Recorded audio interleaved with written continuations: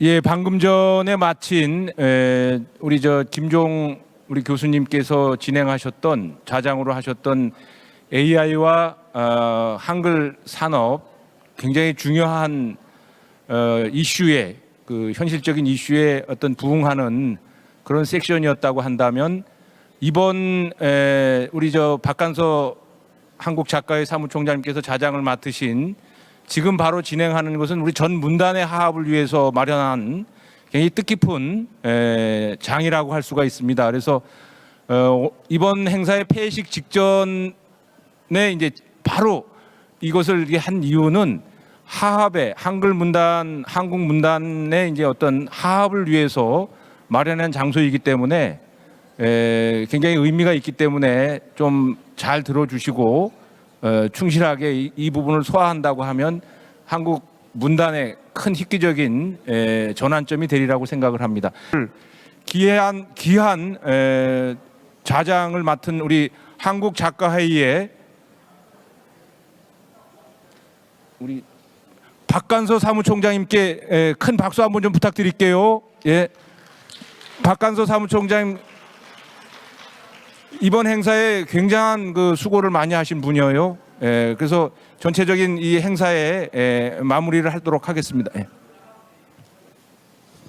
예, 다시 한번 인사드리겠습니다. 한국작가회 박간서입니다.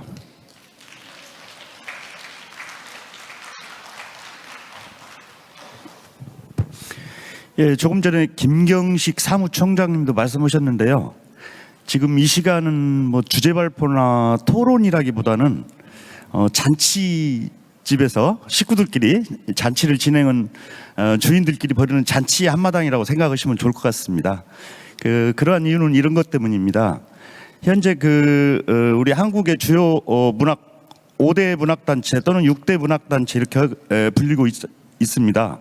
한국무인협회 제일 맏형이죠. 한국무인협회, 또 국제팬본부, 한국시인협회, 한국소설가협회, 한국작가회의, 이렇게 해서 현재 지금 우리 사무총장 5명이서는 같은 카톡방을 두고 여러 가지 사안들에 있어서 한국 문학계 전체가 뭉쳐가지고 지금 대응도 하고 또 좋은 일은 중폭시키고 이런 일들을 지금 하고 있습니다. 가까운 예로는 얼마 전에 정부에서 문학나눔 사업이라는 게 있죠. 그걸 폐지를 했었습니다. 근데 5대 문학단체에서 똘똘 뭉쳐가지고 성명서도 냈고 또 문체부에 항의도 하고 해가지고 지금 원래 60억 사업인데 한 30억 정도는 지금 살려가지고 해서 우선 살려놔야 또 세상이 또 몇 년 후에 바뀌면은 또 다시 키울 수가 있는데 막상 죽여버리면은 살리기가 힘들잖아요. 그래서 살려놓고 있고 또 현재 지금 아까 저작권 뭐 이런 것들 많이 문학 생태계에서 말씀하셨는데 지금 우리 한국 문학계에서 해야 될 일 중에 하나가 공공도서 대출권이라는 게 있습니다. 그게 뭐냐면은 도서관이라든가 학교 같은 데서 서적을 한번 사면은 그걸 수십 번, 수백 번 계속 주는데 노래처럼 노래방 같은 데서 노래를 하면은 그게 얼마씩 저작권료로 가더라고요. 근데 도서관 같은 데서 일정한 대출 횟수가 지나고 나면은 대출 기간에 따라서 작가들한테 주는 이런 것들을 지금 국회에서 법으로 제정하려고 하는 이런 노력 같은 것들, 또 저작권 같은 것들, 뭐 이런 것들을 5대 문학단체도 뭉쳐가지고 지금 진행을 하고 있고 또 그 중심에 실은 보니까 우리 국제팬 김경식 사무총장님이 이 일을 앞장서서 많이 주도를 하고 계셔요. 그래서 이번 주제가 지금 한글 화합을 노래하다잖아요. 근데 이 한글이 갖고 있는 여러 가지 뜻이 있겠지만 한글로 글을 쓰는 작가단체, 한국의 주요 문학단체 5대 문학단체가 같이 화합을 노래한다. 그리고 오늘 그 자리가 이 자리이다. 이렇게 생각을 하시면 좋을 것 같습니다. 그래서 여기 발표자 구성을 보시면은 5대 문학단체에 또 현대 시인협회가 있습니다. 그래서 현대 시인협회까지 해서 6대 문학단체가 각 하나씩 자리를 맡아서 포트폴리오를 짜가지고 지금 진행을 하고 있는 걸로 보시면 될 겁니다. 그리고 지금 이번 행사의 주제가 특히 또 청년입니다. 그래서 이번은 한국 문학과 청년인데 우리 한국의 6대 문학단체에서 과연 청년 작가 또는 청년 문학이 어떻게 다뤄지고 있고 어떤 현상이고 또 앞으로 어떻게 가려고 지향을 하고 있는가 이런 것들을 지금 미션으로 줘가지고 여러 가지 시각에서 지금 발표를 하시게 될 겁니다. 지금 현재 3시 16분이고요. 4시 반까지는 맞춰줘야 5시부터 여기서 뭐 공연팀이라든가 뭐 리허설이라든가 준비를 한다고 그래요. 그래서 원래는 저희한테 2시간 주어졌는데 4시 반까지 오면 1시간 한 15분 정도 이렇게 진행이 되거든요. 그래서 우리 발제하시는 선생님들께서 10분 기준 하셔가지고 한 2분 정도, 12분 정도 이렇게 해주시면 좋을 것 같고, 토론문 하시는 분들도 토론이 여러 개 있겠지만 한 항목씩만 이렇게 해서 진행을 해서 어쨌든 4시 반까지 한번 맞추는 쪽으로 이렇게 진행을 해보겠습니다. 그리고 그 신호는, 시계는 지금 저 뒤에 있는데 잘 안 보이니까 제가 자리에 앉았다 시간 재가지고 10분이 되면은 일어서서 단상에 서겠습니다. 그래서 발표하시다가 제가 일어서서 여기 의자에서 일어서서 단상에 나오면 10분 됐구나 해서 이제 마무리 이렇게 하는 방식으로 진행을 해보겠습니다. 예, 시작하기 전에 짧게 한 2, 3분만 말씀드리면은 어제 지금 라운드 포럼으로 광주 청년 작가 문학 포럼을 어제 진행을 했습니다. 광주 문학관에서 따로. 근데 재밌는 게, 저도 이번에 청년이라는 게 과연 무엇일까 이것을 좀 깊이 있게 생각을 해봤습니다. 그래서 원래는 법정 나이대로 39세 이하 청년을 모집을 했었어요. 근데 40명 목적으로 했는데 20명도 모집을 안 돼요. 그래서 왜 그런가 했더니 지금 주중이라 젊은 청년들이 다 생업을 하고 있더라고요.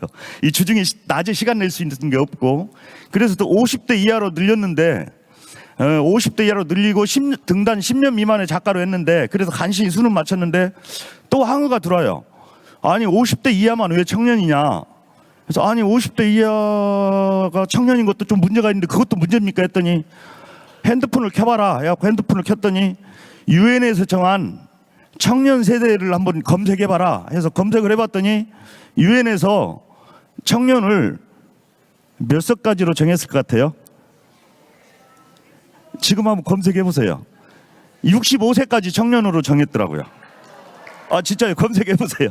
그래서 아니 65세까지 모집을 해야지 왜 50세까지 하냐 해가지고 했는데, 지금 아마 유엔이라는 데가 그렇게 홍맹랑한 데가 아니고 65세로 청년을 정한 건 여러 가지 사회적, 생리적 이런 연유가 있을 겁니다. 그래서 저도 보니까 저희 아버지 때까지는 보통 생애 주기가 50대 후반, 60대 초반이었어요. 저희 아버지도 53세인가 돌아가셨는데, 근데 지금은 생애 주기가 늘어나서 보통 84, 5세까지 늘어났더라고요. 여자분이 좀 길고 남자가 80세 정도 되는데, 그러다 보면은 이 청년이라는 기준도 분명히 조정이 좀 돼줘야 되죠. 근데 지금 그게 안 된 채로 우리들은 계속 얘기를 하고 있는 거더라고요. 그래서 이 청년에 대해서 한번 많이 좀 생각을 이번 기회에 하게 됐습니다. 그래서 이번에 발제를 준비한 우리 선생님들은 이 청년에 대해서 어떻게 보고 있고 또 문학적으로 어떻게 생각을 하고 있는가, 이런 것들을 가만히 생각하면서 들어보시면은 좋을 것 같습니다. 자, 첫 번째 발제자로 우리 노창수 박사님 모십니다. 예. 박수로 좀 환영해 주실랍니까? 예. 안녕하세요. 노창수입니다. 인사 올리겠습니다. 오늘 저한테 주제가 한국 남도의 해양 문학 소재에 대한 시적 형상화 고찰이라고 하는 주제를 걸었는데, 이것은 주최 측에서 저에게 요구한 자료는 아닙니다. 그러나 최근 우리 남도 지역에서 좀 다루었으면 하면 좋겠다라고 하는 생각을 몇 분들이 말씀해 주셨기 때문에 우리 지역의 해양 문학에 대한 소재, 거기에 대한 제가 이제 시를 담당하고 있기 때문에 시적 형상화 고찰이라는 주제를 걸고 말씀드리겠습니다. 제한된 시간이 매우 짧기 때문에 요점만 간단히 말씀드리겠습니다. 자료는 선생님들에게 배부된 데가 자세히 나와 있기 때문에 구체적으로 말씀을 하나하나 안 드리고 부분적으로 요약해서 말씀드리겠습니다. 우리가 사는 자연 환경은 원래 태생대로 인간의 삶의 섭리와 이법을 이렇게 요구하고 있습니다. 그 자연 환경 중에서 첫 번째로 꼽는 게 산과 바다이고, 특히 바다는 인류가 출현 이전부터서 존재한 생태계의 뿌리로서 모태의 기능을 하고 있습니다. 신비하고도 풍성한 자원을 배태한 이 바다는 경이로움의 요새로 원시 시대부터서 샤머니즘적인 그런 경애의 대상이기도 했습니다. 한반도의 대부분은 남도의 호남이라고 하는 위치에 바다와 연안에 있는 지역들이 많습니다.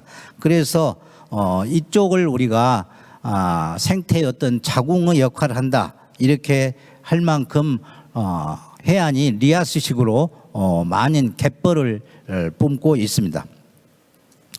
특히 해양시를 현대문학 시기에 와서서 많이 썼고 옛날 고전문학 시대에 거슬러 올라가더라도 윤선도의 어부사시사 또는 각종 여러 가지 최부의 표해록 이런 표해문학의 본산지이기도 합니다.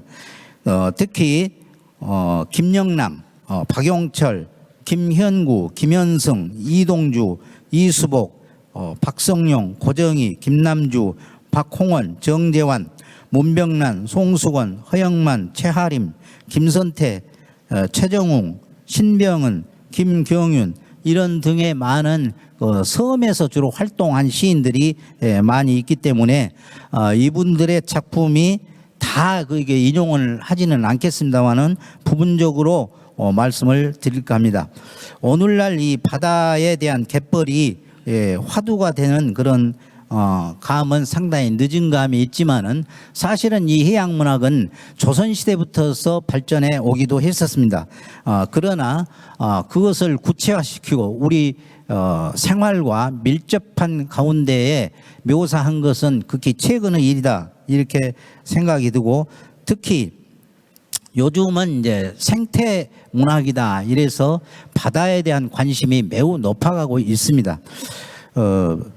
그래서 소개하는 작품이 되게 해양문학이라는 이름을 붙일 만큼 그 소재와 주제가 적합하느냐 아니면은 그렇지 않느냐에 따라서는 여러 가지 논의가 있을 수 있겠지만은 해양문학은 바다에 대한 배경, 소재, 주제와 관련된 작품을 모두 포함한다는 것을 범위로 삼았습니다. 우리 지역에서 진취적인 해양시를 쓴 김영랑, 김혜성 그리고 평생을 해양시를 쓰고 있는 완도의 최정우 또 이제 허영만 어류에 대한 시를 쓴 김선태 체험과 성을 연결짓는 해남의 김경윤 또 진도의 천병태 여수의 신병은 이런 작품들을 여기에 소개하고자 합니다. 이 시인들 작품은 지금 생존해 있는 분이 절반 그리고 작고한 분들이 절반입니다. 그 다음에 남도 해양문학의 그 발언과 이 연원을 되게 볼 수 있는데요. 이것은 되게 우리가 그 이순신 장군이 해양시에 관한 많은 작품을 남겼습니다. 우리는 이분이 약 28수의 한시와 시조를 남겼는데 대체적으로 이순신 장군 그러면은 문학 작품과는 거리가 멀다 또 이렇게 무장을 한 그 상징적인 인물로 이렇게 하는데 사실은 이분이 쓴 시야말로 그 문이 매우 강하다 이렇게 볼 수가 있고요. 아까 말씀드렸다시피 표해록을 쓴 채부, 그 다음에 정경득이 쓴 만사록, 정희득이 쓴 해상록, 그리고 정호인이 쓴 정유필한기 이런 것들은 일기체로 이렇게 바다에 대해서 묘사해 놓고 있는데 당시에 애군이 침범해 왔을 때 이를 물리치기 위해서 온몸으로 고투한 흔적들을 이 기록에 남기고 있습니다. 호남에 대한 갯벌 문학에 대한 뿌리를 되게 찾는다면 우리가 노동 민요를 두고 찾을 수가 있는데 이에 대해서는 자료를 또 참고해 주시기 바랍니다. 그리고 남도 해양시의 형상화 사례로서 현대 시인들을 중심으로 한번 살펴보면은 호남의 많은 시인들 가운데서 인용을 한 시인들은 아까 서두에 말씀드린 바와 같습니다. 첫째, 김영랑 선생의 바다로 가자 이런 시가 있는데 이 시는 미지와 미래의 삶에 대한 약속된 터전 그리고 서구 문화를 받아들이는 한편 일제 강점기를 함께 살았던 김영랑이 당시 우리의 장래를 위해서 큰 바다로 가자 라고 외친 것은 그의 포부가 굉장히 진취적이었음을 의미합니다. 강진만을 바라보는 구광포에서 큰 하늘과 넓은 바다를 보고 출렁이는 생동감을 이렇게 가졌다라는 자신감을 드러내는 그런 시조로 개척을 이미지로 하고 있습니다. 두 번째, 김혜성 선생의 남해의 북소리인데 이것은 나주에 있는 동강 출신의 김혜성 선생은 최초로 장편 서사 시집 남해의 북소리를 펴냈습니다. 이 책은 이순신 장군의 그 7년의 해전사를 아주 방대한 분량으로 낸 서사 시집입니다. 이순신 장군은 원균의 시기를 사서 고초를 당하기도 하지만은 결국은 제2명대에서 명랑해전에서 적선 133척을 격파하는 등 승전고를 크게 울리는데 이 대목에 이 서사시의 초점이 맞춰져 있습니다. 그리고 참고로 이 시집은 오래전에 50년대에 1957년도에 김용호라는 시인이 계셨는데 이분이 남해의 찬가라고 하는 또 서사 시집을 펴낸 바가 있습니다. 근데 이것은 전편의 이순신 장군에 대한 찬가이라기보다는 남해에서 일어난 여러 가지의 그 외침들을 물리치는 그런 것을 서사시로 담았는데 서정 쪽이 더 가깝다 이렇게 말씀을 드릴 수가 있습니다. 그 다음에는 바다에 대한 이제 서정과 서경인데요. 이 최정웅 선생의 다도의 아침과 나월도 겨울을 들 수가 있습니다. 이 사람은 대표적인 해양 시인이라고 할 만큼 시를 많이 씁니다. 지금도 원고 청탁이 오면은 그 80 노구가 넘었습니다만은 이분이 그 갯벌과 관련된 시를 꾸준히 쓰고 내는 시집들이 전부 다 해양을 소재로 한 그런 시집들입니다. 거기에 뭐 억새의 노래랄지 우이도 꽃게잡이랄지 또 갈매기의 노래랄지 이런 제목에서만 보이듯이 알 수 있듯이 대개 그런 갯벌, 섬, 해양 이런 것을 소재로 해서 쓰고 있는 현역 시인입니다. 그 다음에는 허영만 선생의 그 고하도라는 작품을 들 수가 있는데 이분도 순천 태생의 허영만 선생님은 바다를 보면서 어린 시절로 성장했고 특히 목포에서 시인 생활을 오래 한 까닭에 섬의 시편을 오랫동안 써온 것으로 보입니다. 여기에 인용한 고하도도 그 일환으로 쓰여진 작품이고 생태시로 많이 바꾸어서 노래한 것을 볼 수가 있습니다. 그 다음에는 곽재구 선생의 전장포 아리랑인데 이 시인은 천성이 남도 시인의 기질인 듯이 보입니다. 특히 포구의 기행과 같은 책을 통해서 여행하면서 아름다운 서정을 캐내보인 그런 시인입니다. 전장포 아리랑은 우수어린 감성에다 전통적인 서정을 가미하고 발효시킨 바 남도 소리와 같은 화자의 호흡을 따르고 있습니다. 시는 굉장히 읽을 맛이 풍부히 납니다만은 그 유인물로 대체를 하겠습니다. 그 다음에 천병태의 나배도 소식과 섬등포 이야기인데 이 시인도 역시 마찬가지로 진도 태생인데 진도를 떠나서 살지 않고 진도에서만 씁니다. 그리고 많은 섬에 관한 시를 발표를 해서 우리에게 알려져 있지만은 외부적으로는 그렇게 많이 알려져 있는 시인은 아닙니다. 참고로 말씀드렸고 그분에 대한 시가 거기에 또 섬등포 바다라고 하는 시가 소개되어 있습니다. 그 다음에는 섬에 대한 이제 현실적인 어떤 체험을 쓰는 시인들을 좀 살펴봤는데요. 최하림의 그 소록도 시편입니다. 목포에서 줄곧 살고 생을 누렸던 그는 자라온 환경대로 섬을 주제한 시를 여러 편을 썼습니다. 특히 소록도에 관한 시편을 연작으로 내놓았는데 그곳의 풍경과 사람들을 리얼하게 묘사한 그런 특성이 있습니다. 이분 시인은 산문시에 가까운 시를 이렇게 썼는데 거기에 소개된 소록도 시편 5는 소록도 시리즈의 한 작품입니다. 그리고 김경륜의 해남 출신의 정돌이 바닷가에서의 한나절이라는 시가 있는데 이 시는 바다에 대한 체험적 스토리가 특징이고 이 시는 특히 바다를 주제로 하되 그 속에 담화 기법이나 이야기를 첨가해서 신선한 기미가 명징하게 느껴지도록 그렇게 하고 있습니다. 특히 체험적인 사연 또는 그 사연을 통한 깨달음을 세워서 나가는 게 특징이라고 볼 수 있습니다. 거기에 작품이 정돌이 바닷가에서 한나절이라고 하는 바람의 사원이라는 시집 속에서 발췌해서 소개를 해놨습니다. 그 다음에는 갯벌과 어류와 묘사의 그 풍자를 하는 시인들인데 작고한 송수원 시인은 대체적으로 이 갯벌에 대한 시가 매우 많이 썼습니다. 뻘물과 대 역사를 대표작으로 거기에 수록을 해놨습니다. 이분은 남도의 언어, 정서, 가락의 시인으로 이미 칭한 바가 서론에서 있었고 그렇듯이 남도 가락과 정신을 지니고 그런 태어난 시인으로 스스로가 평가하고 실제 시적 세계가 그렇습니다. 시에 드러난 질퍽한 뻘에서 풍기는 냄새는 우리가 박윤우 선생의 지적대로 끓는 서해의 바다 뻘 냄새, 국토 육체적 정점 이렇게 평한 바도 있듯이 주로 뻘에 대한 시를 많이 썼습니다.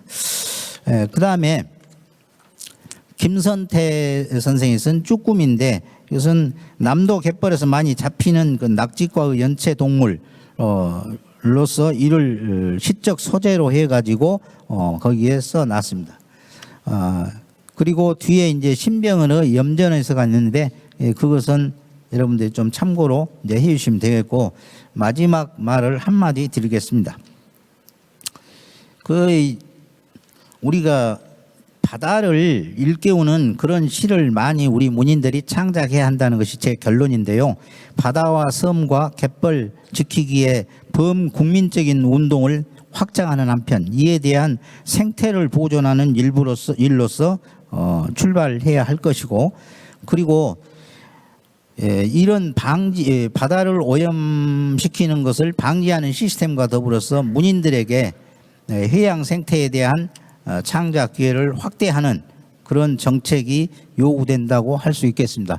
바다는 우리가 가지고 있는 마지막 생태의 보루라고 생각을 하면서 우리 문학인들이 이에 대해서 창작적으로 많이 접근을 해야 할 것이다 하는 것을 결론으로 말씀드립니다. 제 발표를 마치겠습니다. 감사합니다.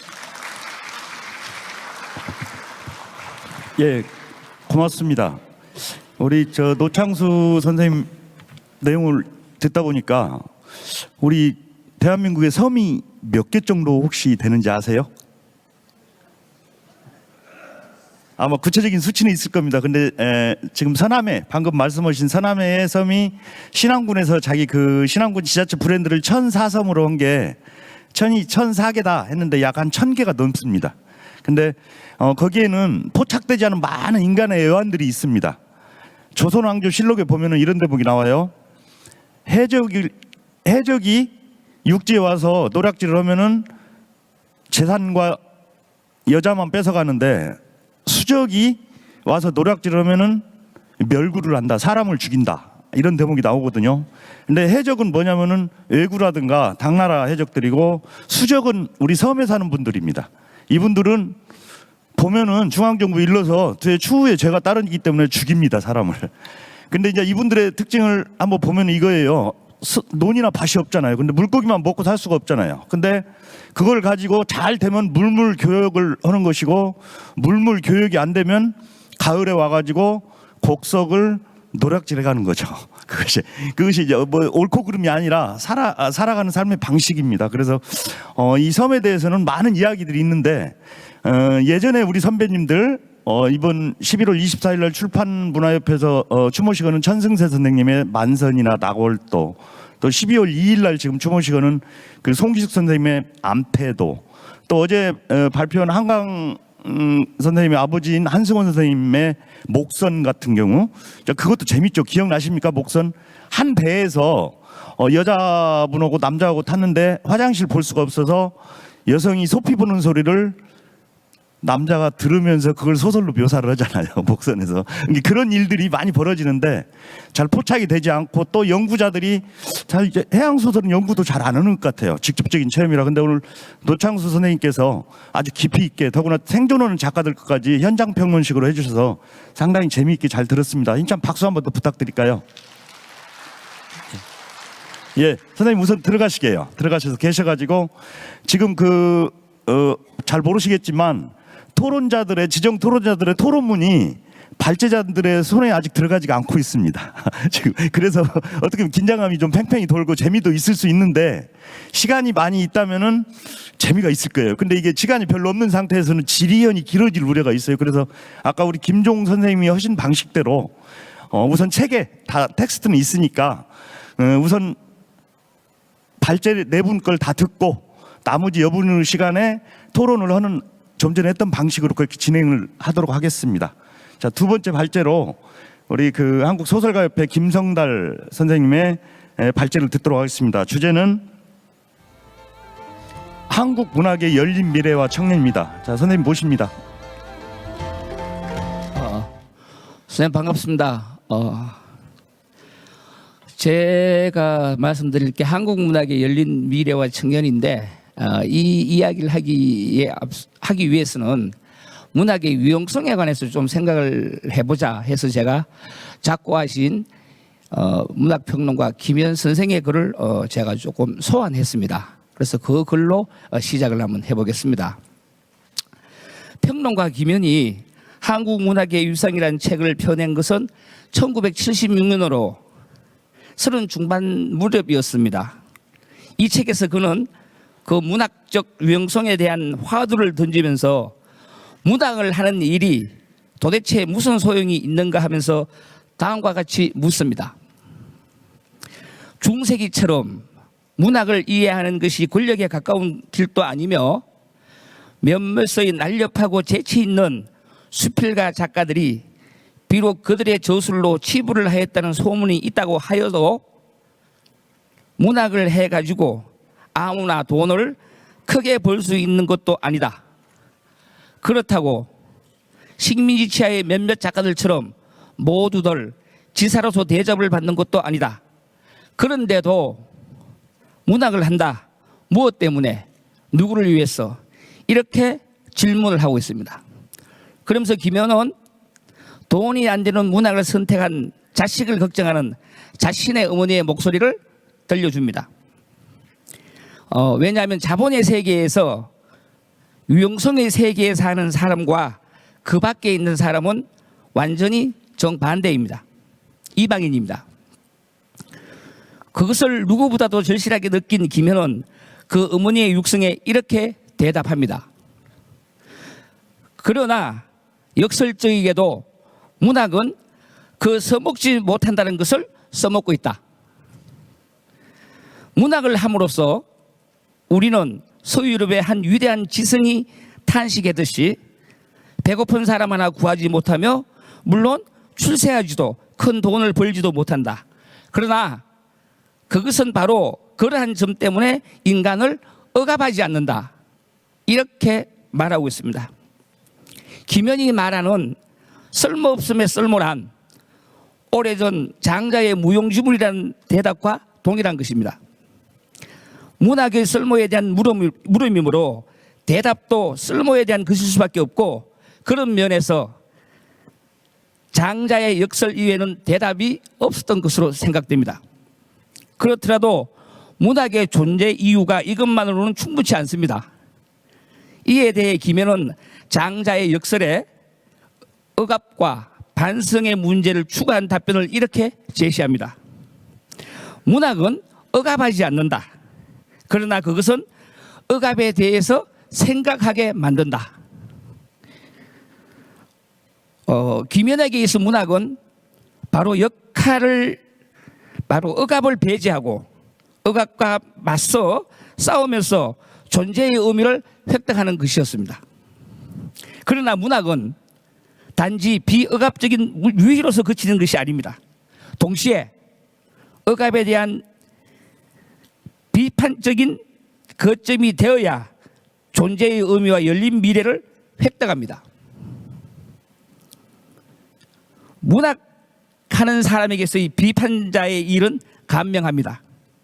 기반적인 억압의 장막 뒤에 은폐되어 있는 진실을 밝혀 순전한 허위의식을 깨주는 것입니다. 그러나 자신의 입장을 드러내기 위해 이미 불명한 것으로 드러나 있는 일에 대해 부관 참시처럼 행해지는 당연한 비판은 정치적일 수는 있어도 윤리적일 수는 없습니다. 비판이 윤리성을 획득하기 위해서는 거기에 더하여 문학인 자신에 대한 메타 비판의 시선이 동반되어야 합니다. 자기 검열에 매서운 시선 말입니다. 그런 의미에서 문학의 열린 미래는 경제적 유용성이나 행정적 합리성의 반대편에 서 있어야 합니다. 단정하게 복종하는 목적 합리성의 세계에서 추방당한 유령들과 정치적 제도의 사회적 소수자들, 매국노의 반역자, 건달과 사기꾼들이 한 공간에 모여들어 징징거리고 청성을 떨며 까닭없이 시비를 걸고 대책 없이 날뛰어야 합니다. 이런 유형들이 문학적 비판의 한 축을 이루어야 합니다. 그 유령들의 목소리에 귀를 기울이는 것이 문학이 지닌 유용성의 한 축이기도 합니다. 이 공간은 문학적 열린 미래의 출발이면서 무엇보다도 문학의 유용성을 사유하고 견딤으로써 접근할 수 있는 것이기 때문입니다. 문학의 열린 미래를 이야기하면서 유용성을 말씀드리면서 청년에 관해 함께 말씀을 드리고 싶습니다.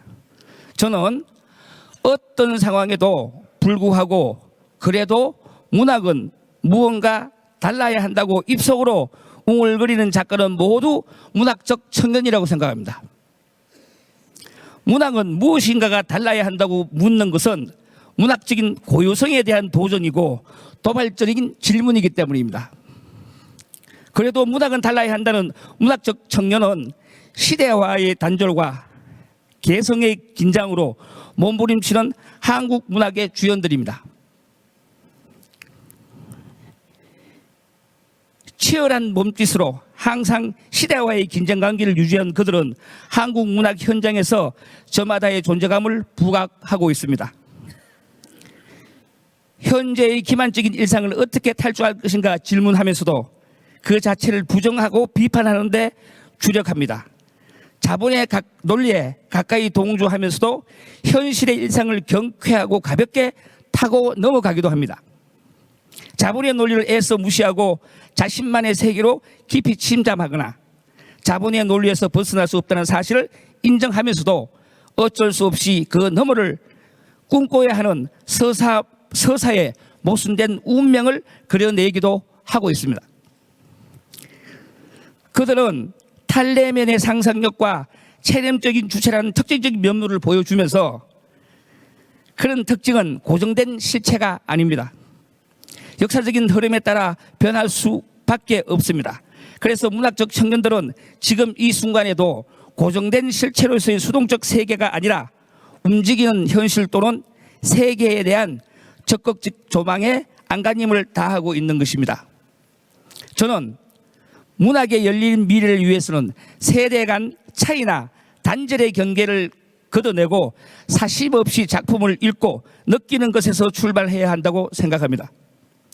작품 하나하나의 지은가를 인정하는 일에 초점을 맞추자는 것입니다.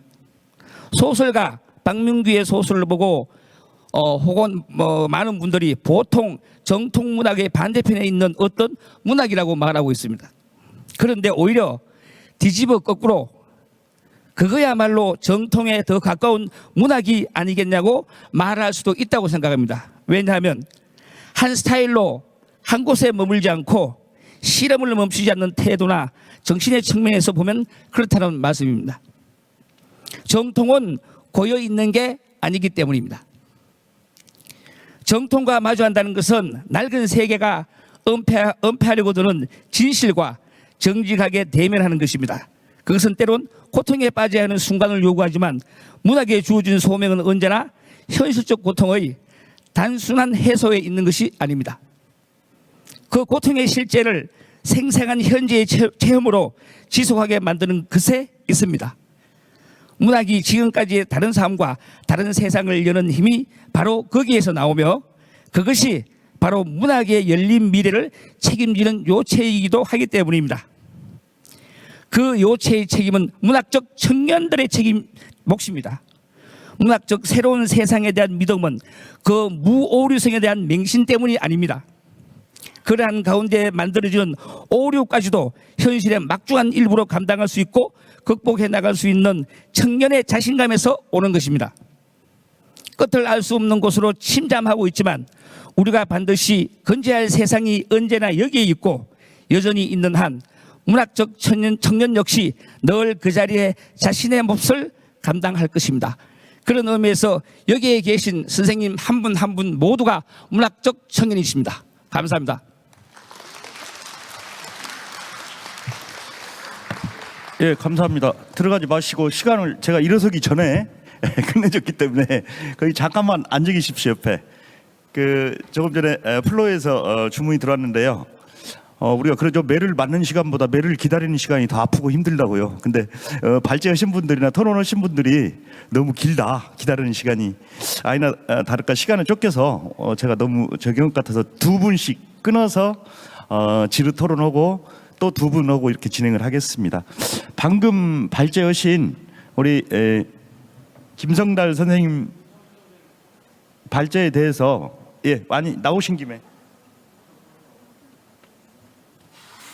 여서환 작가님께서 지정 토론을 하시겠습니다. 모십니다. 여서환 작가님.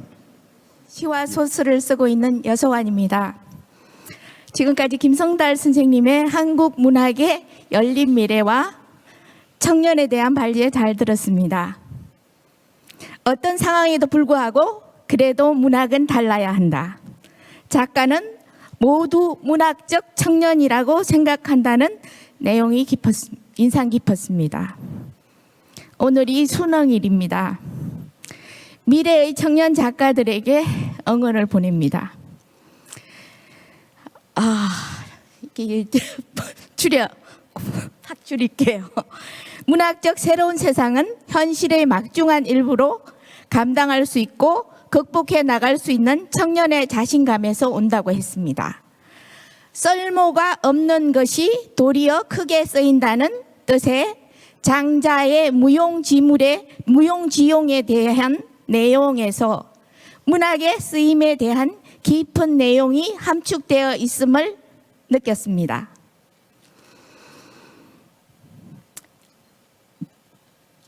우리가 건져야 할 세상이 여기에 있고 여전히 문학적 청년 역시 그 자리에서 자신의 몫을 감당해야 할 것이라고 했습니다. 깊이 공감하며 질문 드리겠습니다. 아침 기조연설에서 hen경영 선생님이 우려했던 바이기도 한 숏폼과 SNS와 더불어 청년 문학의 한 방향으로 새로운 방식의 문학에 대한 의견, 그리고 우리 작가 집단을 보면 어쩌면 함께 이루어져야 하는 문학의 길에서 청년 작가들의 참여가 저조한 것 같습니다. 물론 청년이나 젊은 작가들이 현업에 몰두하고 있어서라고 할 수 있으나 청년 작가들의 자연스러운 문학 활동 참여를 위해 어떤 좋은 방법이 있을지도 묻고 싶습니다. 고맙습니다. 예, 응답 바랍니다. 박수 한번 쳐주시죠. 우리 여 작가님한테. 예, 감사합니다. 간단하게 답변 드리겠습니다. 세대의 다름을 인정하자. 젊은이, 청년이든 뭐 기성문이든 세대의 다름을 서로 인정하자. 인정하는 순간 소통이 된다. 저는 그렇게 생각합니다. 왜냐하면 우리 기성 위에 문들은 일제식민지대를 겪었고 유교를 겪었고 배고픔을 겪었고 그 숱한 고통의 시간을 겪었지만 요즘 젊은 세대는 아니거든요. 이성이 아니라 동성이 결혼하는 시대가 됐습니다. 그 다름을 그 다름을 인정해 주는 순간 우리는 소통할 수 있고 소통이 되는 그런 문단의 어떤 그런 새로운 신기원이 이루어질 수 있을 것이라고 저는 굳게 믿고 있습니다. 고맙습니다. 예, 감사합니다. 이어서 우리 최인숙 시인님께서 지정 토론해 주시겠습니다. 네, 안녕하십니까. 시를 쓰고 있는 최인숙입니다. 귀한 내용 잘 들었습니다. 정통과 마주한다는 것은 낡은 세계가 은폐하려고 드는 진실과 정직하게 대면하는 것이라고 말씀해 주셨습니다. 문학의 열린 미래를 위해 말씀드리고자 할 내용은 홍길동보다 100년을 앞선 난제 채소 소설가의 설공찬전 작품이 있습니다. 왕의 명으로 모두 불태워졌고 은폐된 사실이 있습니다. 그래서 이 세상에 단 한 권도 남아있지 않았는데 다행히 25년 전 이복구 교수에 의해서 일부가 발견되었습니다. 설공찬전 소설의 배경이 어딘지를 아십니까? 바로 전북 순창입니다. 지자체 사업으로 설공찬전 제2회 문학제와 웹툰, 웹소설 또는 공모전이 활발히 진행되고 있다고 합니다. 한국소설가협회에서는 이 사실을 어떻게 회자되고 있는지 알고 싶고 그렇게 질문드리면서 마치겠습니다. 감사합니다. 예, 응답 바랍니다. 예. 예, 설공찬전은 조선 최초의 검서입니다. 이 한 줄 때문이었습니다. 반역자는 임금이라도 지옥에 가야 한다. 이 한 줄 때문에 검서가 되고 다 불태워졌습니다. 그리고 설공찬전은 저승과 귀신 이야기입니다. 환타지입니다. 환타지. 지금으로 말하면 환타지입니다. 그것도 홍길동전보다 훨씬 앞서 100년 정도 앞서 나온 그런 한글 소설입니다. 지금 뭐 한국 소설가협회에서 어떻게 해결되고 있냐고 말씀을 하셨는데 우선은 모든 문학 작품은 읽히게 하는 게 가장 중요하다고 봅니다. 설공찬전 역시 우리가 알고는 있지만 실제로 읽으신 분들은 과연 몇 명이나 될지 생각해보고 고민해보고 결국은 각자가 전부 그 작품을 읽어주는 것이 우리 그 작품에 대한 예의이고 그 작품을 모든 사람들에게 알리는 그런 길이라고 생각합니다. 고맙습니다. 예, 감사합니다. 지금 책자에가 토론문은 안 나와 있잖아요. 근데 지금 그 영상 아카이빙을 다 하고 있습니다. 그래서 행사가 끝나고 나면은 결과 자료집에 이 토론문들이 다 채록해서 수록이 될 거고 필요하시면 아마 국제펜에다가 PDF 파일로 결과 보고서를 좀 주세요 하면 메일로 보내주셔가지고 추후에 텍스트로 볼 수 있을 겁니다. 자, 이번엔 노창수 선생님 단상으로 좀 모시겠습니다. 그러니까 저는 김미녀입니다.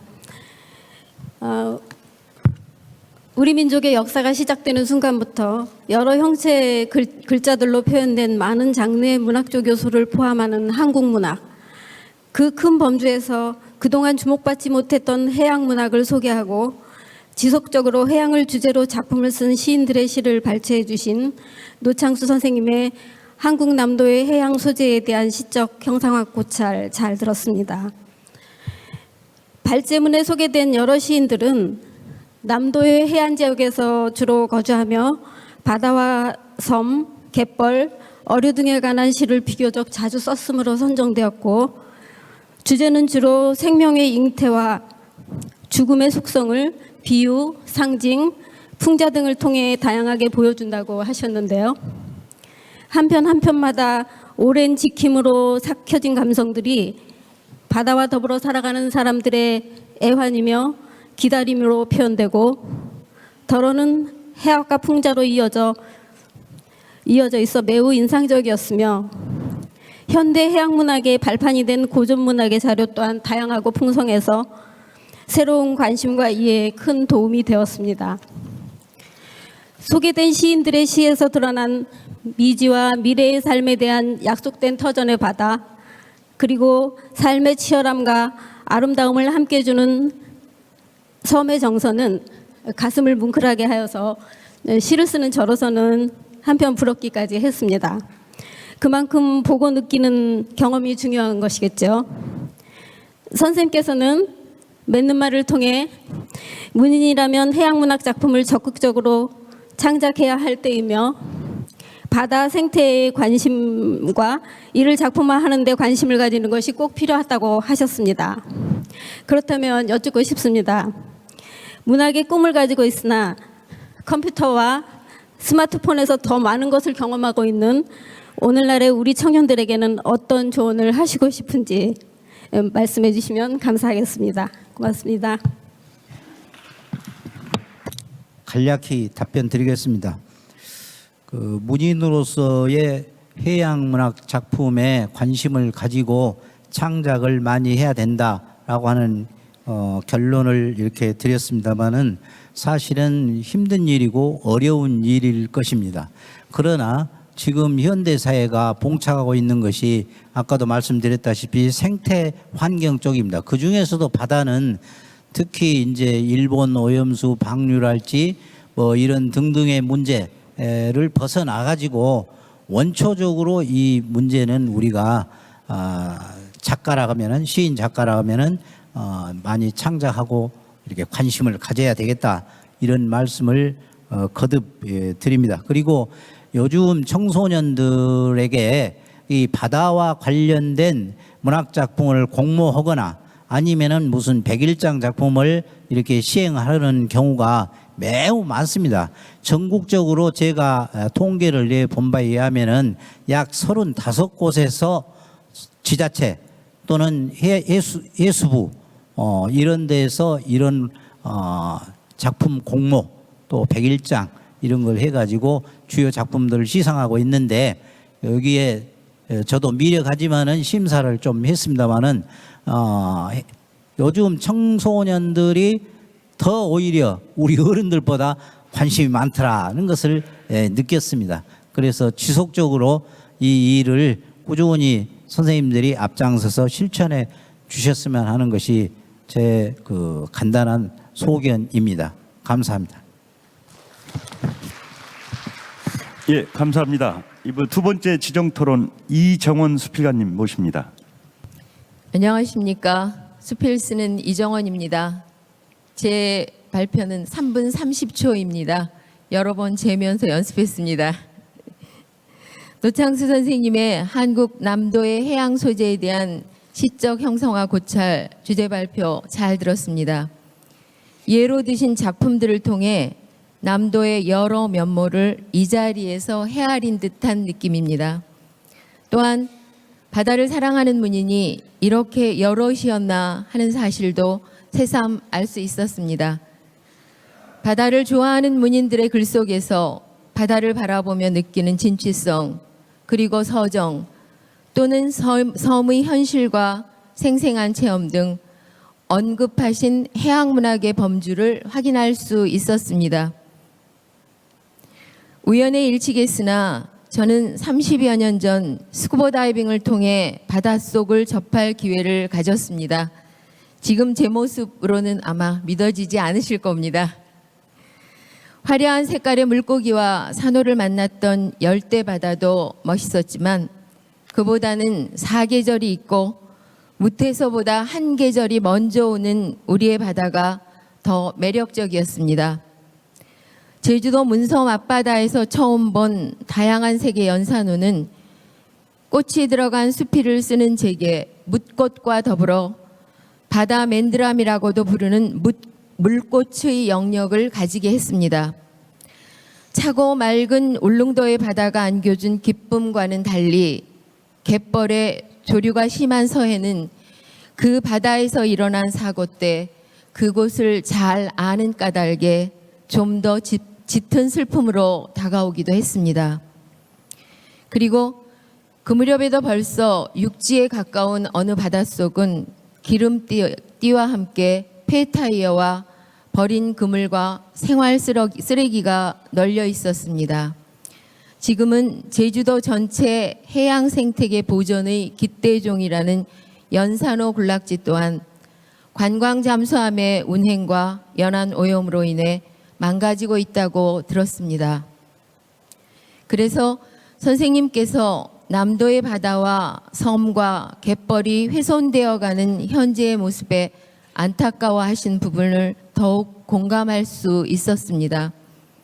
그에 따른 조치로 바다의 오염을 방지하는 제도적 장치와 이를 일깨우는 방편으로 문학을 하는 이들에게 해양 생태계에 관한 창작의 기회를 확대하는 적극적인 문화 정책이 요구된다고 언급하셨습니다.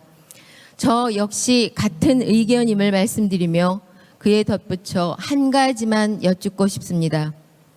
우리 발표의 큰 주제인 한국 문학과 청년에 비추어 보았을 때 그들이 해양 문학에 관심을 가지고 작품을 쓸 수 있게 하는 것은 물론 생태계와 관련된 의식을 고취시키기 위해서는 어떤 방향으로 나아가야 한다고 보시는지, 혹시 구상하고 계시는 작업은 있으신지 우문의 현답을 부탁드립니다. 감사합니다. 답변을 드리겠습니다. 지금 해양에 오염된 사례는 심각한 단계를 넘어서 우리의 생태, 사람의 생태까지 이렇게 위협을 해오고 있습니다. 이러한 사실들을 자라나는 청소년들에게 좀 심각성을 알리고 해서 이들이 더욱더 바다에 대한 생태에 대해 관심을 가지고 물론 문학작품을 창작하는 것도 중요하지만은 더 이상의 어떤 내면화된 어떤 그런 정신을 요구한다라고 볼 수 있습니다. 이것은 우리 문인들이 앞장서서 물론 해야 될 수도 있지만은 국민이 전체적으로 이렇게 해야 된다라는 것을 느낍니다. 그 일환으로 교육 프로그램을 들 수가 있는데 우리가 육지에서 있는 도시에서 사는 아이들에게 바다를 자주 가보고 또 바다에서 직접 들어가 보고 이런 실제적인 체험을 많이 한 다음에 그것을 반드시 또 기록으로 남겨야 돼요. 예, 신숙주 선생님이 체험과 경험과 징험을 말씀을 하셨는데 우리가 체험이라고 하면은 한 번 해보면 체험이에요. 두 번, 세 번, 네 번 하면 그 경험입니다. 이제 그런 것을 글로 쓰는 것이 우리가 징험의 단계다 이렇게 볼 수가 있는데 그런 세 개의 단계를 반드시 거치는 교육 프로그램 그것을 저도 이거 교육당국에 오래 있었습니다. 저도 행정청에 오래 있었지만은 그런 것이 갈수록 이렇게 미약해져서 좀 안타깝지만 앞으로 그런 시스템을 좀 구축하면 좋겠다 그런 생각을 가져봅니다. 이상입니다. 예, 감사합니다. 우리가 지금 20분에 시작했는데 지금 4시 5분이니까 이 정도 상황으로 나가면은 가까스로 시간을 맞출 것 같습니다. 지금 수고하신 우리 두 분의 발제자님, 토론자님, 네 분의 발제자니까 박수 한번 쳐주시기 바랍니다. 예. 어떤 일을 하다 보면은 그 일의 내면에 담겨 있는 풍경이나 의식을 볼 수가 있습니다. 근데 우리 국제팬 또는 김경식 총장님의 해안인지 모르겠지만 발제자분들이 각 주요 문학단체의 책임자다 보니까 거의 다 남성분들이에요. 근데 또 여기 균형감을 맞추려고 지정 토론하시는 분들은 전부 다 여성 문인들이네요. 그래서 상당히 어떤 균형감이나 이런 것들을 온전하게 하기 위해서 우리 팬에서 많이 노력을 하시는구나 이런 것을 느낄 수가 있었습니다. 자, 이번은 세 번째로 우리 한국시인협회 김재홍 시인님, 사무총장님이시죠. 예, 발제 듣도록 하겠습니다. 안녕하세요. 한국시인협회 사무총장 김재홍 시인입니다. 반갑습니다. 제가 맡은 주제는 한국문학과 청년이라고 하는 테마의 세션인데요. 고교생 작품과 한국시의 가능성이라는 제목으로 짤막하게 말씀드리고 싶습니다. 현대문학에 있어서 문학 교육의 중요성은 두말할 필요가 없지 않겠나 생각합니다. 문학 교육이 문학 창작으로 연결된다 하는 것이겠습니다. 이번 발제문은 문학 교육의 측면, 그 다음에 문학 교과 과정의 측면, 문학 작품의 측면 세 가지를 담고 있습니다. 먼저 교과 과정의 측면은 간단합니다. 국어 과목과 문학 과목을 분리해서 문학을 실제로 가르치는 교육 시수가 엄청나게 낮아졌다라고 하는 서울대 국문과 오세영 교수의 지적입니다.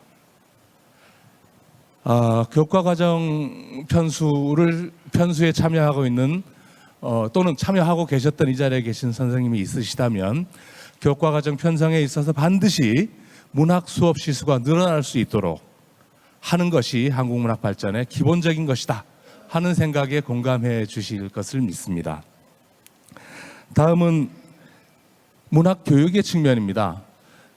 경인교대 우한용 교수가 주장하는 바에 따르면 문학 교육의 최종적 목적은 문학을 쓰게 하는 것이라고 합니다. 그러니까 시 교육에 있어서 가장 성공적인 귀결은 시를 쓸 수 있게 하는 겁니다. 그래서 몇 가지 원칙이 제시되어 있습니다. 페이퍼를 보시는 것으로 대신하겠습니다. 교과서에서 배운 시, 나와 인연이 있는 인사가 언급한 시, 이런 것들을 오래 기억을 하고 그것이 바탕이 돼서 시를 쓸 수 있는 힘이 생긴다. 뭐 이런 얘기입니다. 세 번째 이 페이퍼의 테마는 문학 작품입니다. 두 작품을 가지고 왔는데요. 올해 한국시인협회가 주최한 고교생 문예 100일장 대상 수상작 2편 가운데 한 편만 보겠습니다. 두 번째 작품 제목이 승강기입니다. 승강기. 이 작품은 제가 우리 인내심 테스트를 받고 있는 여러 선생님 앞에서 현재 고등학교 3학년생이 쓴 거기 때문에 꼭 좀 읽고 넘어가야 되겠습니다. 인내해 주십시오.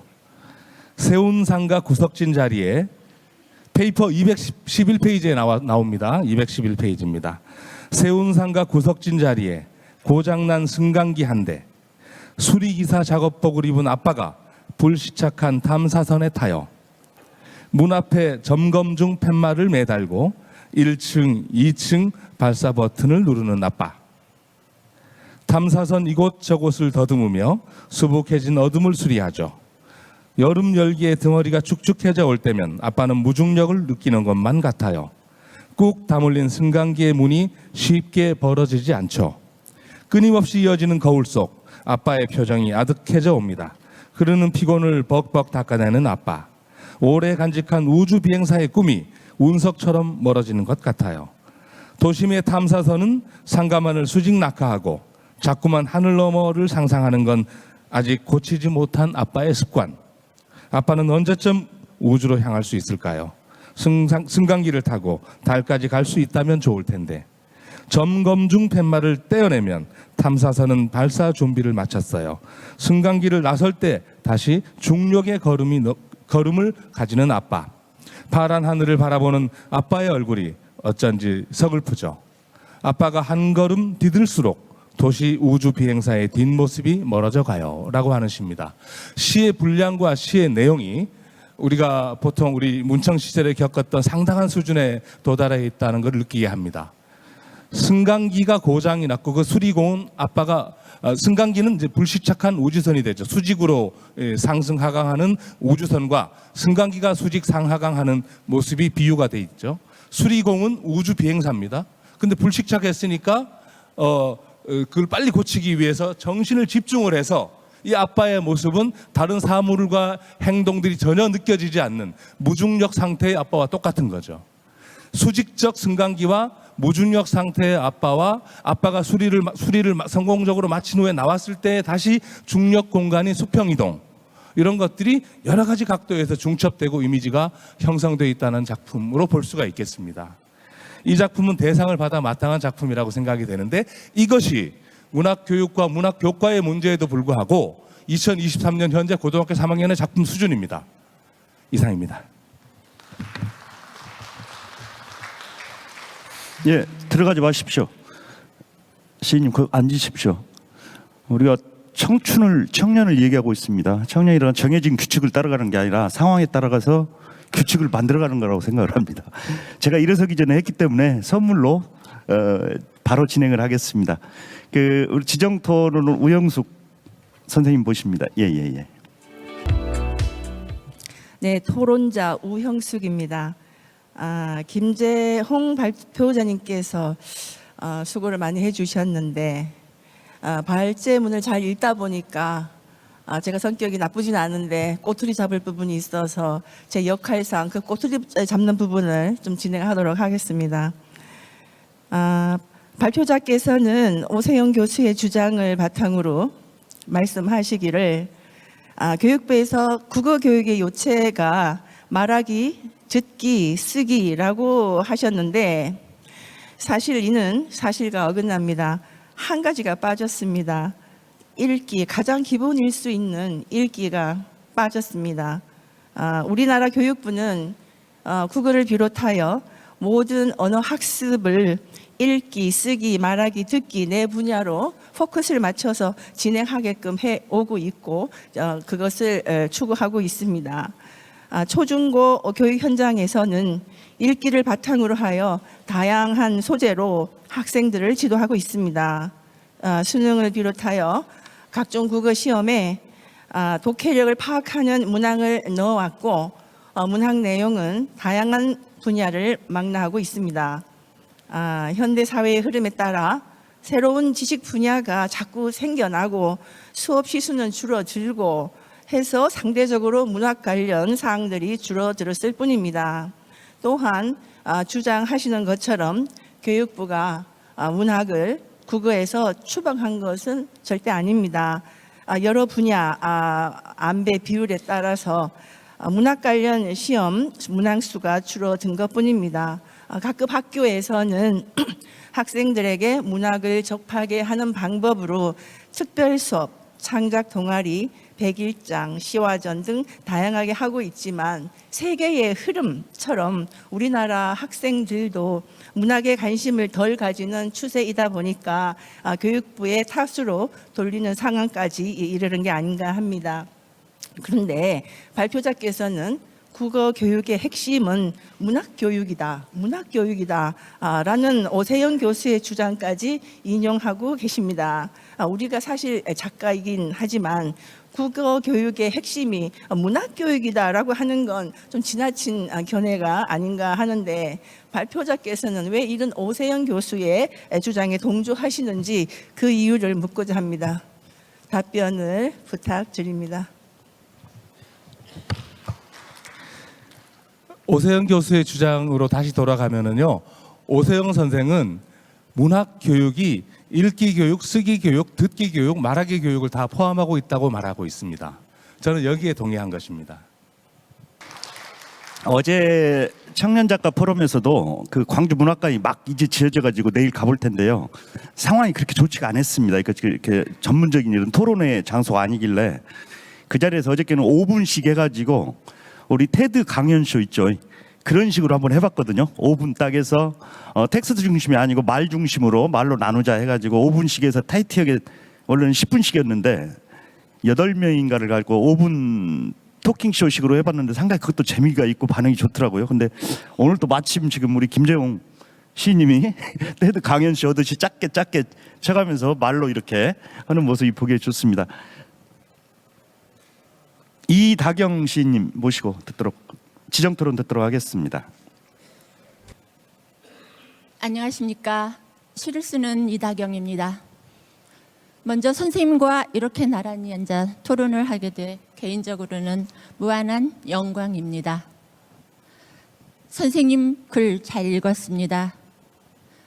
고교 101장에 입상한 두 학생의 작품으로 한국 시의 가능성을 타진한다는 자체가 일반화 오류에 삐칠 위험성이 큰 만큼 고심이 크셨으리라 여겨집니다. 선생님은 이 장 시교육과 한국시에서 학교 문학교육의 위기를 말씀하십니다. 그 근거로 오세영의 진단과 우한용의 재언을 들고 계십니다. 시교육과 한국시의 발전은 비례하며 시교육의 정점이 시쓰기에 놓여 있다는 생각은 부인할 바는 없겠습니다. 그런데 선생님이 인용하신 오세영 선생님의 논거는 5차 교육과정을 기준으로 하고 있습니다. 5차 교육과정은 1987년부터 1992년까지입니다. 지금은 2025년 학점 운영제를 위해 전문적인 과정까지 개설해 놓고 있습니다. 그래서 선생님이 말씀하신 청소년기 학생들이 수용과 창작의 예술적 원체험을 수행할 기회를 상실하게 된 상황과는 반대일 수도 있겠습니다. 문학이 예술 전문 분야로 독립되어 문학 수업의 여건은 충분히 마련되어 있습니다. 그런데 당면한 문제는 다양성과 심화성을 살릴 수 있는 전문 인력 확보가 아닌가 합니다. 이것이 제대로 효과를 거두기 위해서는 국가적 시스템 보완이 필요하고 여기에 우리 문인들이 기여할 방안이 나와야 하지 않을까 생각합니다. 저의 질문은 AI와 시쓰기입니다. AI가 공포로 다가온 것은 인공지능과 프로기사 이세돌의 대국이었습니다. 세계의 프로기사가 AI를 이긴 건 이세돌의 1승이 전부였습니다. 우리 문학계도 AI의 위력에 대한 위기감도 팽배해 있습니다. 잡지마다 특집도 많이 하고 있고요. 그런데 최근에는 미국인 대학원생 아마추어 바둑 기사가 AI와 대전하여 15전 14승을 거두었습니다. 기존 방식대로 따르면 1승도 힘든 승부였죠. 이를 뒤집는 발상으로는 겨우 1패를 했을 뿐입니다. 이는 전통이나 관습에 익숙한 사고의 한계를 알려주는 동시에 미래의 삶에 대한 방향성도 제시해 준다고 생각합니다. 선생님은 이번 수상 학생들이 발상을 참신성과 비유의 적실성 그리고 언어적 감각 등의 측면에서 기성 시인들의 재능에 버금가는 역량을 보여준다라고 말씀하셨습니다. AI와 활용법에 따라 이런 시대 상황을 활용할 방법론에 대해서 좀 질문하려 했는데 오늘 앞서 AI 전문가 김철수 소장님께서 답변을 해주신 것 같아서 다른 질문 간단히 하겠습니다. 우리 중고등학교 국어교과서는 모두 15종 이상으로 알고 있습니다. 세계 한글 작가대회에 참여하신 많은 작가 선생님들께서는 주로 1970년대 이전에 단일화된 국정국어 교과서를 함께 공부했던 공통적인 세대를 형성하고 있기 때문에 공동의식을 공유할 수 있습니다. 당시에는 국어교과서 내에 다양한 장르의 문학 작품들이 게재되어 있는데 현재는 중고등학교 국어교과서에 문학 장르가 매우 적게 게재되는 것으로 알고 있습니다. 선생님께서 국어교과서에서 문학 장르 비중이 적어지면 어떤 결과를 초래한다고 생각하시는지 말씀해 주시면 감사하겠습니다. 감사합니다. 네, 저의 답은 극히 개인적 의견에 불과하겠습니다만 문학 교육이 국어 교과에서 필요로 하는 제반 요소들을 다 포함하고 있기 때문에 문학 수업 시수가 낮아지거나 교육 기회가 줄어든다는 것은 우리나라 국어 교육 전반의 품질 저하가 예상됩니다. 이상입니다. 아주 짧게 긴 말을 하신 것 같습니다. 예, 이제 마지막 챕터입니다. 그 백수십 년 전에 해외계에서 소년에게로 시작된 우리 한국의 근대 문학은 다시 젊어져야 되는데 아직 젊어지지 못하고 있고 또 실제적으로 분단이 극복되어야 되는데 실제적으로 분단이 되고 있는 통일은 또 문학적 차원에서는 많이 진부해졌습니다. 오늘 그 이승복 교수님 모시고 한국현대시인협회 이승복 교수님 모시고 통일문학, 청년문학에 대해서 다시 한번 생각해보는 발전을 듣겠습니다. 예, 교수님 부탁합니다. 네, 저 현대시협회 소속으로 자리했습니다. 오늘 와서 보니 어느새 이 세계 한글 작가대회가 9회가 됐습니다. 김영재 선생님 그리고 손혜일 선생님 그리고 뭐 양학연 선생을 비롯해서 이 좋은 성과를 여기까지 끌고 오신 거에 대해서 감사하다는 말씀부터 드리고자 합니다. 그리고 이 오늘 발제 청년문학을 발제를 저보고 하겠냐고 우리 저 현대시업의 정의준 국장께서 말씀하셨을 때 잠시 머뭇했습니다만 그 주제가 아주 재미있는 주제라서 쾌히한다고 했습니다. 우선 제가 드릴 말씀은 오늘 청년문학은 여러 가지의 그 책임과 권한을 가지고 있겠지만 그 중에 하나 통일문학이라는 것에 대해서 염두에 두고 실천할 수 있는 뭐 용기와 의지와 그리고 어떤 실천 역량이 좀 있어야 되지 않겠냐라는 말씀을 드리고자 합니다. 215페이지에 있습니다만 뭐 내용은 제가 잘 알고 있습니다. 그래서 제가 요약해서 그냥 말씀드리는 것으로 하겠고요. 선생님들은 좀 간단히 들어주시면 되겠습니다. 첫 번째로 그 청년이는 도대체 누군지에 대한 질문이었습니다. 그래서 오늘 진행을 맡아주신 곽 선생님께서 65세 이하는 다 청년이라고 말씀해 주신 덕분에 저도 오전에는 그리 못 느꼈는데 오후에 갑자기 청년이 되었습니다. 아주 기쁘고 감사합니다. 근데 제가 생각하는 청년은 일반적으로 오늘이 있기까지의 과거와 오늘로부터의 미래 중에 미래에 방점을 찍고 무게중심을 두고 있는 사람을 청년으로 보는 게 옳지 않겠냐라는 생각입니다. 따라서 청년이 해야 할 첫 번째 책임은 오늘 이후에 벌어질 세상에 대해서 열심히 탐구하고 무엇을 준비해야 하고 또 무엇을 실천해야 되는지에 대해서 조금 더 청년이 아닌 사람보다는 적극적으로 고민해야 된다라고 생각을 합니다. 여러분도 만일 65세가 넘으셨다면 그럼에도 불구하고 청년이고자 하신다면 오늘까지의 과거의 경험치로 판단하지 마시고 오늘로부터의 미래를 가지고 판단을 하시면 함께 청년이 되실 수 있겠습니다. 그리고 그 청년이 해야 할 일 중에 하나로 여러 가지가 있겠습니다만 저는 오늘 통일을 꼭 얘기해야겠다고 생각을 했습니다. 통일이라고 하는 것이 무엇인지에 대한 이제 개념 문제가 될 텐데요. 아까 말씀드렸던 것처럼 우리가 청년 개념이 이 상황에 따라 달라지듯이 통일이란 개념도 그리 간단치 않고 고정되어 있지도 않고 끊임없이 변해왔고 또 변해갈 것입니다. 그중에 많은 분들은 통일을 분단 이전 상태로 돌아가는 것을 지칭한다라고 개념을 가지고 계신 분들이 많습니다. 즉 분단되기 이전 상태로 회복 또는 극복 또는 원상을 찾아야 한다라고 얘기를 하고 있습니다. 하지만 그렇게 얘기했을 때 소위 말하는 MZ나 젊은 청년들은 그렇게 생각하지 않습니다. 그럴 거라면 굳이 통일이 필요하지 않다고도 생각을 합니다. 지금 청년들이 필요로 하는 통일의 개념은 지금보다 좀 행복한 그리고 평화로운 그런 삶을 구가할 수 있기를 바란다는 것입니다.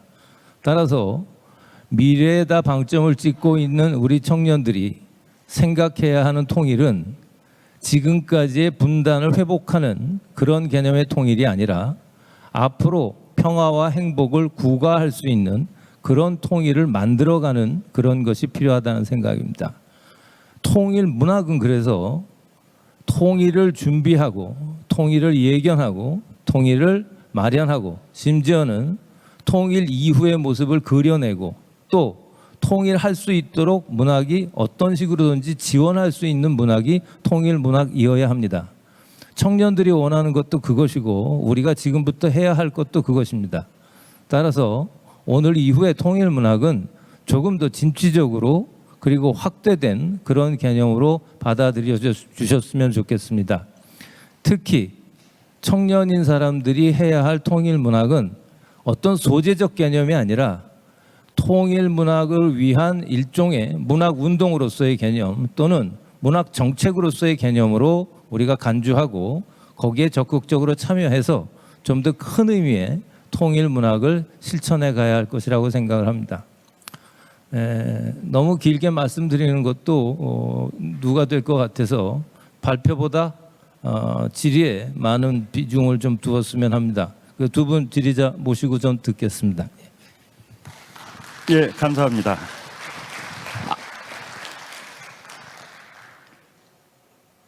이상진 시인님, 예, 지정토론 모십니다. 안녕하십니까. 시를 쓰는 위상진입니다.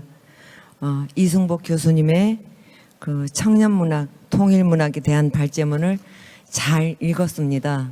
그래서 제가 오늘 여기 와서 보고 어저께 도착해서 그 전체적인 우리가 자료집을 본 다음에 제가 그때서야 조금 알게 된 사실이 있습니다. 이 통일문학하고 청년문학과의 어떤 관계가 어떻게 해서 이렇게 됐는지를 갖다가 조금 늦게 이해를 하게 됐는데, 전체적인 이번에 한글 작가대의 그 기본적인 어떤 주제가 청년을 주제로 하고 있더군요. 그래서 마땅히 청년 정신을 가지고 그다음에 청년 문학을 하면서 더 확장이 되어서 통일 문학으로 가야 되는 게 아닌가 하는 거를 저 나름대로 생각은 해 보았습니다. 그리고 통일 문학을 우리가 학습해야 할 이유와 거기에 따르는 우리의 심리적인 태도와 진입 과정을 각 분야별로 다방면으로 연구해야 하는 선명한 과제를 제시하셨습니다. 수고 많이 하셨습니다. 학습자의 태도로 몇 가지 부연 설명을 듣고자 합니다. 첫 번째, 발제문 서두에서 저는 그 청년문학에 대한 그 단어 자체를 듣는 순간 굉장히 이게 뭘까 하는 어떤 흥미로운 요소가 좀 굉장히 좀 있었습니다. 그 조금 더 제가 청년문학에 대한 특성을 듣고 싶었는데 그 청년 정신에서 통일문학으로 건너갔다는 그런 느낌이 들었습니다. 거기에 대해서는 일정 부분 생략된 부분도 있지 않나 하는 생각을 해보고 여기에 대한 부연 설명을 듣고자 합니다. 첫 번째. 그 다음에 두 번째. 통일로 가는 여정은 어떠한 우리의 상황과 인식에서든 분명히 그 과정과 대가를 저는 거치는 과정이 있어야 된다고 생각을 합니다. 분단의 극복으로서의 통일이 아니라 통일 이후의 시점에서 전개될 통일 세상의 평화와 행복에 기여할 수 있는 통일이어야 된다고 하셨는데, 그러면 여기에서 극복을 다른 말로 좀 더 이해하기 쉬운 다른 단어로, 그 비슷한 단어로 제가 좀 더 이해할 수 있는 단어로 치환할 수 있는 것이 어떤 것이 있을까 합니다. 그리고 세 번째, 마지막입니다. 망명 북한 작가 그 단체가 있습니다. 작년에도 그 한글 작가대회 할 때 그 북한 문학에 대해서 하긴 했습니다. 그러면 우리가 통일이라고 하는 그런 논제를 두고 볼 때 이 땅에 나와 있는 망명 북한 작가와의 어떤 관계 설정도 이 지점에서 검토를 좀 해봐야 되지 않겠나 하는 생각을 하게 됐습니다. 그리고 또 하나, 남한 문학의 어떤 그 미학적인 태도와 그 다음에 북한 문학의 이념과 계급성, 이러한 어떤 이질적인 그런 부분들이 우리가 어떻게 접근 방법을 해서 교집합적인 어떤 그러한 것을 찾아낼 수 있는지, 그 부분에 대해서 제가 잘 모릅니다.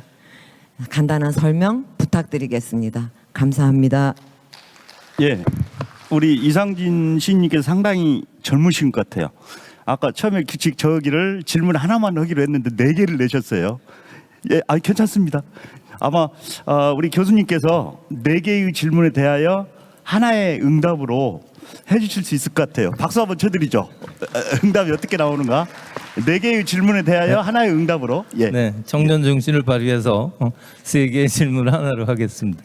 다른 건 아니고요. 통일문학이 뭐냐 이렇게 말씀하신다면 청년 정신이 있어야만 할 수 있는 것입니다. 그리고 통일문학은 제일 큰 변수가 지금까지의 문학과는 좀 다릅니다. 지금 우리가 얘기하는 문학은 어쩌면 남한의 문학입니다. 통일이 되면 남한의 문학 가지고는 정의할 수 없습니다. 좀 큰 단위여야 되는데 예를 들어서 남북한만의 합으로서의 개념도 아닐 것 같습니다. 그보다 더 큰 개념입니다. 예를 들어 오늘 우리가 우즈벡 선생님들을 모셨는데요. 손님으로 오셨지만 우리가 생각하는 통일문학에선 동료 문학입니다. 같이 한글을 쓰고 있는. 그래서 오늘 팬클럽이 하는 일도 10년 전부터 벌써 이걸 기획을 했다는 것은 팬클럽이 굉장히 잘한 일이고 앞으로도 끌고 가야 할 이유가 되겠습니다. 그리고 통일문학을 통해서 지금까지 못 봤던 한글 문학의 가능성을 우리가 또 꿈꿀 수 있습니다. 그걸 한번 해보자고 여기들 모였으니까 앞으로도 그쪽에 좀 관심을 가져주셨으면 좋겠습니다. 예. 어떻게 4개의 질문에 대해 하나의 응답이 적절한가요? 예, 박수 한번 쳐주십시오. 예. 플로어 질문. 예. 1분 지금 지정 토론 끝나고 한 분 남았으니까. 예, 끝나고. 예. 지금 현재 우리 산림문학 우리 한국 문학 생태계에 새로운 문학 장르를 여는데 열심히 활동하고 계신 우리 이서연 시인님, 예, 지정 토론 마지막으로 모시겠습니다. 안녕하세요. 저는 한국문인협회 감사로 왔는데 어떻게 산림문학회 상임이사로 소개가 되고 있습니다. 시를 쓰고 있는 이서연입니다. 반갑습니다. 저는 아까 우리 좌장께서 소개하셨듯이 한국산림문학회에서 청년들과 청소년들에게 녹색 사상을 문학으로 표현할 수 있도록 시도를 많이 하고 있습니다. 왜냐하면 그 아이들이 우리의 미래목이기 때문이거든요. 그래서 오늘 그리고 또 저는 또 실향민의 자손이에요. 그래서 오늘 이승복 교수님께서 갖고 나오신 청년문학과 그다음에 이 통일문학에 굉장히 깊은 관심을 갖고 발제문을 주의 깊게 읽었습니다. 제가 좀 가문한 탓인지는 모르겠지만 청년 문학이라고 하는 장르를 어떻게 조금 더 이해를 하고 싶다는 생각이 들었어요. 그래서 오늘 교수님께 드리고 싶은 질문은 청년 문학으로 우리가 샘플링할 만한 그러한 작품이 무엇인지, 그다음에 이제 통일 문학은 통일로 문학이라고 해서 종로, 파주, 서대문, 은평구, 고양시 그 통일로 하고 연결되어 있는 구에서 같이 시인들이 문학인들이 통일로 문학집을 만든 적이 있습니다. 그때 저도 작품을 하나 낸 적이 있었는데요. 그 작품의 평론가들에 의해서 평론이 되거나 어떤 작품의 성격을 가졌다라고 하는 그런 내용은 없었습니다. 근데 앞으로 이것이 계속 지속됐으면 좋겠는데 앞으로 어떻게 될지는 모르겠습니다. 그래서 통일문학을 연구하신 분으로서 통일문학의 샘플이 될 만한, 청년문학과 통일문학이 샘플이 될 만한 작품들이 혹시 알고 계신 것이 있으면 소개를 받고 싶습니다. 이상입니다. 감사합니다.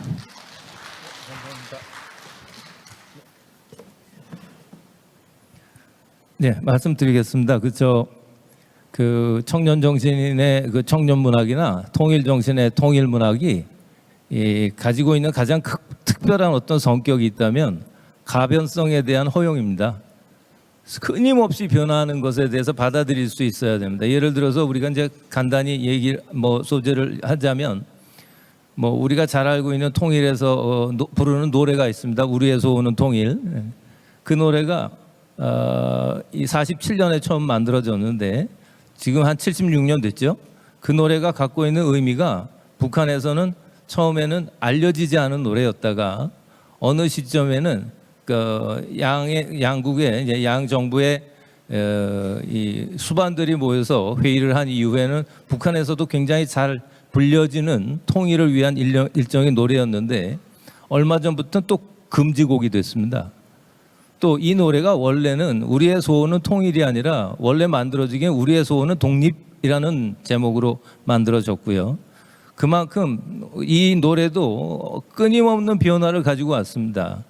마찬가지로 오늘 이후에 우리가 생각하는 통일은 어느 소재적 개념에서의 통일이 아니라 통일이라는 단어가 가지고 있는 그 가변성 그리고 그 폭은 우리가 지금 만들어가기에 따라 달라질 수 있습니다. 그리고 그것이 얻어낼 수 있는 성과는 어마어마하다는 생각이 듭니다. 그래서 통일문학이라는 게 통일을 소재로 한 문학, 어떤 뭐 특수한 이데올로기적인 문학 이런 것이 아니라 통일문학에서 담을 수 있는 가장 큰 체적을 우리가 구분해 보고 그 질량을 조금씩 채워가고 실어가는 것이 우리가 해야 할 일이라는 생각이 듭니다. 뭐 여러분 같은 뜻이라고 생각하고 다시 한번 팬클럽과 같이 참석해 주신 여러분께 감사드리면서 제 말씀 마감하겠습니다. 감사합니다. 예, 교수님 수고하셨습니다. 교수님 잠깐만 단사에 계실랍니까? 예, 플로 토론이 간절하게 열망을 아까부터 계속 하셔서 원래는 플로 토론을 생략하려고 그랬는데 마이크 좀 부탁합니다. 예. 아니 편하게 거기 서셔도 됩니다. 마이크 갑니다. 예. 이승복 교수님 여기서 뵙게 돼서 굉장히 영광스럽습니다. 제가 영광입니다. 저는 이승복 시인님 교수님 알지만요. 교수님께서 저를 모르실 거예요. 저는 개인적으로 시를 쓰고 수필을 쓰고 시 낭송을 가리키는 사람이거든요. 근데 이번에 올 추석에 추석 즈음 해서 저희 회원들한테 한가위엔 연어가 된다라는 시를 같이 공부했습니다. 그게 우리 교수님께서 쓰신 시인 건 아시죠? 네. 한가위엔 연어가 된다. 네, 그래서 제가 우리 교수님 앞에서 이게 시가 좀 길지만 1년만이라도 낭독을 하면 얼마나 영광스러울까 싶어서 교수님을 뵌 김에 교수님 앞에서 제가 1년만 제가 지금 외우지는 못하는데 낭독을 하면 어떨까요? 네, 제가 허용. 한가위엔 연어가 된다. 이승복.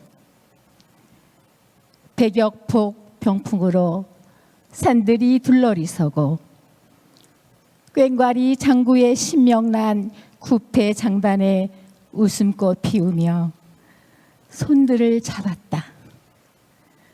한가위 만어를 감나무 가지에 걸어놓고 일상 등짐을 벗고서 놀았던 춤사이 신명난 어깨춤으로 더덩실 춤을 춘다. 여기 1년입니다. 2년, 3년 후 여러분들이 집에 가서 한번 찾아보십시오.